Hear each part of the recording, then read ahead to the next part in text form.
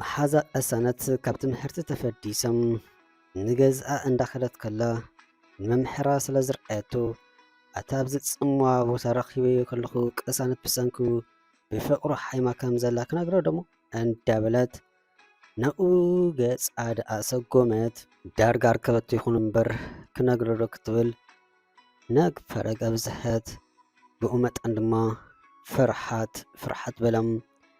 ከመይ ኢላ ንመምሕራ ዝኣክል መሓዛይ ኣፍቂራትካ ክትብሎም በዚ ቃንዛ መሓዛኣ ድማ ይርአዮም ኣብ ክልተ ተቐርቀረት ክተድሕር ኣብ መንጎኦም ዘሎ ፍልይ ገፍሕም ቀድሚ ካብ ዓይና ምስዋሩ ወይ ኣንጎሎ ምጥቆዩ ኣርክብዮ እንዳበለ ውሽጣ ስለ ዝደፋፍኣ ግዳም ብጉያ ዳኣ ኣርከበቶሞ ተድሕቶም ሽሙ ዝተፀውዐ መምህር ንድሕሪት ቁልሕ ምስ በለም ንመሓዛ ቀሳነት ስለ ዝርአየ እንታይ ክትብለኒ ኢሉ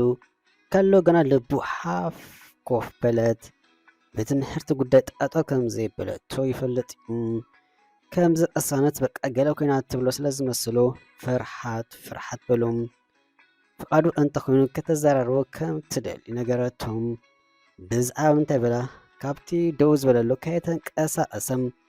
ንስና ይስክፍትኡ ተማዊታ ብዛዕባ ቀሳነት ትብል ድምፂ ኣምልቐት ሽዑስ መምሕር ምዃኑ ዝረስዕ ዝመስል ቀሳነት ቀሱን እንተኾይና ምስ በላ ብምሒር ስም ባደ ኢለ እንዴ ገለስ ኣላ ቀሱን ከዓ ተባሂለ እንዳበለት ብውሽጣም ቀሱን መሓዛ ኢላ ኣፋ መስካፈተት ተምሓሮ ጠጠሚቶምን ክሓልፉ ስለ ዘስተባሓለት ድሓን ጽባህ ኣብ ኦፊስኩም ክመጽኣኩም እዩ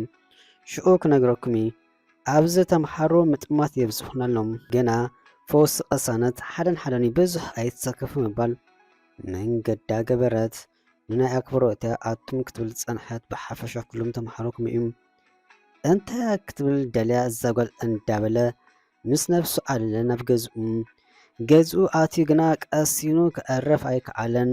ሓሳብ ኣሰላሰለም ለዓለን ተሓትም በለ ሰዓት ድቃስ ኣኺሉ ናብ ኣራቱ ደየበ ድቃስ እንተበልካ ግና ድቃስ ይመስክር ህለክ ዝሓዘይ ዝመስል በይን ከመኣይሉ ፈጢጡ ሓዲሩ ቁርሱ ኸማን ኣይበልዐን ብተብተብ ናብ ቤት ትምህርቲ ይኹን እምበር ድሕሪ ቀትሪ በዓል ቀሳነት ስለ ዝመሓራ ሽዑ ክረኽባ ኣይኮነን እዚኣመሉ ከም ዝመፅኣሉ እንዳመሓረ ድሕሪ ቀትሪ ዘሎ ግዜ የቋምት ነበረም ጊዜ እውን ምእንትኡ ዘይኮነስ ምእንቲ ርእሱ ስለ ዝኣኸለ ጓል ደበኽበለት ኣብዚ ተኣም ጊዜ እውን ናብ ቤት ፅሕፈት መምሓራን ኣበለት ጽቡቕ ነገሩ ዝኾነ መምሕር ኣይጸንሕን ተኺላ ናብ ጉዳያ ክትኣቱ መሪፃም ቀሳነት ብፍቅሪ ሓይማ ዓራት ሒዛ ዘላ ዝምሕራን ዝቐትላን ድማ ሓደ ሰብ ጥራሕ እዩ ንሱ ምዃኑ ሓቢራ ዘረባ ከይወሰኸት መሰስ ኢላ ወፀት ውሽጡ ዝተሰምዖ ሓጎስ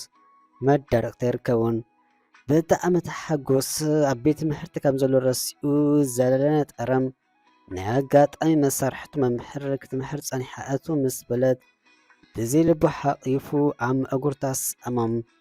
ካልእ መምሕር ምስ መፀቱን ከምኡ እንታይ ረኺቡ እንዳበላ ተጣመታም ኣብቲ ሰዓት ንሱ ጉዳይ ነበረን ጉዳዩ ተመሓሪቱ ተፍቅሮ ምዃነ እዩ ብሓጎስ እንዳተሰራሰረ ገና ሓደ ክፍለ ግዜ ክምሕሮ ዝግብኦ ከሎ ከይተረድኦም ጣንጢኖ ደኣ ወፅኦም ቀሱን ብሰንከያ ከምዚ ኮይና ማለት ድዩ ቀሱን ኣፍቂራትን ዘገርም እዩ እሞ ቤኒ ጥራሕ ኣይኮንኩን ዝቕሎ ነይሮም ሕጂ ግርም እዳቀለለ ኣብቲ ሰዓት ኣብ ዓለም ዘሎ ሓጎስ ቤኑ ዝባሓት እዩ ዝመስል ናበይ ይኸይድ ኣሎ ይርድኦ የለን እግሩ ግና ናበይ ከም ዝወስዶ ይፈልጥ ነበረም ተኺሉ እውን ኣብ ኣፍ ደገ ቀሳነት ገዛ ወሲዱ ገተሮም ሽዑም በዓር ተበራቢሩ እዋዕ ኣታ እዚ ደኣ እንዳ ቀሳነት ካንሸሎ እንዲ ከመይ ኢለ ናብዚ ነጢበ እንዳበለ ኩሎም ናይ ገዛ ሰራሕተኛ እንዳ ቀሳነት ብደጊኣ ፀኒሖም ሕርግ በለቶም ፊት ንፊት ተጣመቱ ይኳሕኳሕ ኣይኳሕኳሕ ትፈልጦ የብላን ኣብ ኣፍ ካንሸሎ ካብ ተገተረ ግና ንውሽጢ ከኣቱ ዝደለ ሰብ እዩ ኣብ ዝብል መደምደምታ ኣብፅሒዋ እዩ ቅድሚ ሕጂ ሪኣቶ ኣይትፈልጥን እዮም ገለ ካብ ዘመዶም ይኹን ስለ ዝበለት ዝኽፍተካ ዲኻ ስኢንካ ምስ በለት መፍትሕ ናይ ካንሸሎ እንዳኣትወት ንመንኣይ ንኣይ ደኣ ንምንታይ እንዳበለ ደም በርበር ኣብዝሕም ከመይ እዚ ጉዳይ እንዳበለት እሞ ንምንታይ ኸ ኣብዚ ተገቲርካ ሰራቒ ዲኻ ምስ በለቶ ልብና እምበር ተሰርቅና እንዳበለ ብውሽጡ ኣነ ሰራቒ ቅሳነት ድሓንድያ መምሕርኪ ምሕረት የውርደልኪ ኢሉ ክበልያ ኢሉ ካብ ቅድሚኣት ኣልየም ዘረባ ብዝሕትን ካንሸሎኣ ከፊታ ናብ ሳሎን ገጻ ምስ ኣበለት ቅሳነት ኣብ ሳሎን ኮፍ ኢላ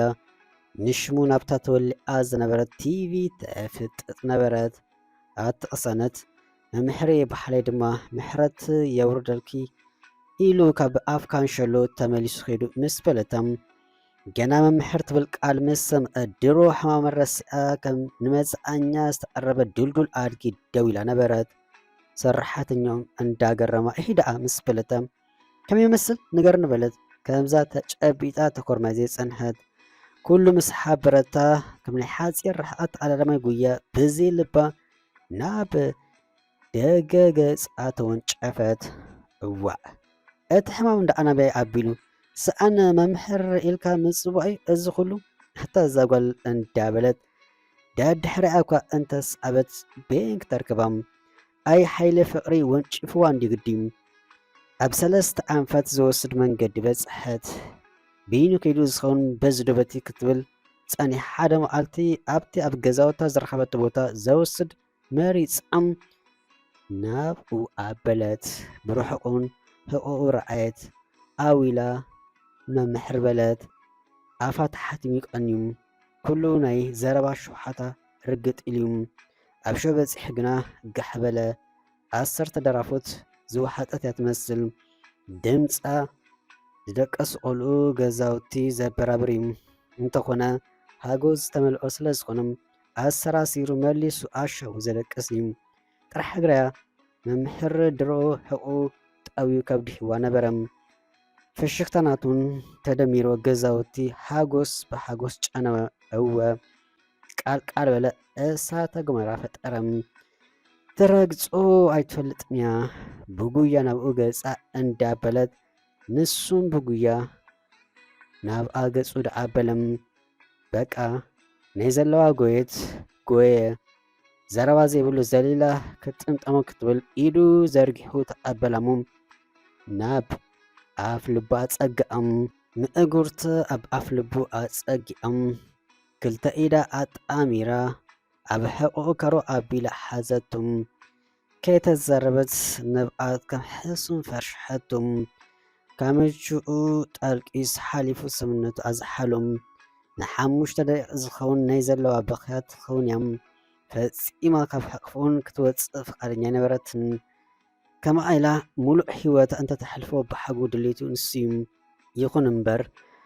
ሰባት ክሓልፉ ይጥምቶም ስለ ዝነበሩ ካብ ሕቕፍኡ ፈለያሞ ንብኣታ ብኢዱ ደረዘላ ሽዑ ግዳ ናብ ውንኣ ዝተመለሰት እያ ትመስል እንታይ ዝገብር ዘለኹ ንምንታይ ሓቂፈ ወረ ንሱስ ንምንታይ እዩ ስቂሉ ተሓቂፉ ናይ ሕፍረትን ስክፍታ ስምዒት ተሰምዖም ኣብ ምጥማት ከለዉ ሰራሕተኛ ገዝኦም ኣብ ሲኒማ ኣታ ፊልም ክትርኢ ዝፀንሐት ክትመስል በጣቂት ነቲ ገዛውቲ ክልተ ጌራ ኣቃልብኦም ሰሓበቶም መሊሳ ቀሳነት ተሰከፈት መወዳእታ ናይዚያ ፊልም ክርኢ ካብቶም ቁፅሪ 1 ተሰላፊት ኣነ ያላሕልፍ ሕጂ ገዛኽ ኣቦኽ መፂኡ እንዳበለት ሂዛታ ተበገሰት ካብ ቀድሚኡ ክሳብ ትስወር ተጠቃውያ ትጥምቶ ነበረት ኣይተንቀሳቐሰን ኣሰራ ምስኣነ ግዳም እንዳኽመስመሰም መንገዱ ገበረም ቀሳነት ገዛኣትያ የፍቅረኒ ማለት ዋላስ እንታይ መሓዛ ሓቂ ምስልን እንዳበለት ኣብቲ ሳሎን ደይባ ከይተረድኣ እንዳዘለለት ኮላም ኣዲኣና ብኣንተ ተሓሒዞም ሕሩግ በልዋም ደም ተንጠባጢቡ ኣብቲ ምድሩን ረኣዩ ጓሎም ዝተፀለለት መሲሎም ምስቲ ዝቐነይቱ ኣዲኣ ብፍላይ ነቲ ገዛ ብኣብያት ክልተ ገበረቶም